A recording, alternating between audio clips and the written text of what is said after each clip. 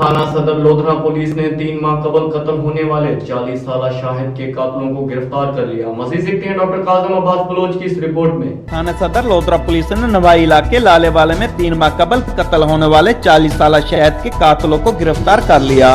मकतूल शाहिद को मुल्ज़िम साहबजार ने अपने घर धोखे से बुलवाया।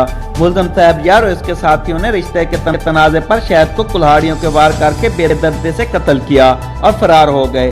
थाना सदर लोधरा पुलिस ने मकतूल के भाई अरशद की मुद्दईयत में मुकदमा दर्ज किया।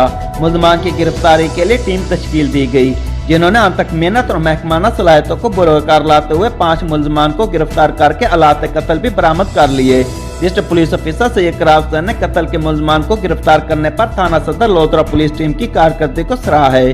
वरिष्ठ पुलिस ऑफिसर सैयद इकराम हुसैन ने मीडिया से गुफ्तगू करते हुए बताया कि 3 मुल्ज़िमान जुडिशल रिमांड पर जेल जा चुके हैं। 2 मुल्ज़िमान थाना सदर लोधरा पुलिस की तहवील में हैं। मकतूल शाहिद के मुल्ज़िमान की गिरफ्तारी पुलिस के लिए एक चैलेंज था, जिसको पुलिस ने आसान तरीके से मुकम्मल किया। कैमरा टीम के साथ doctor काजम Abbas Bloch, bureau chief, राज न्यूज़, लोधरा।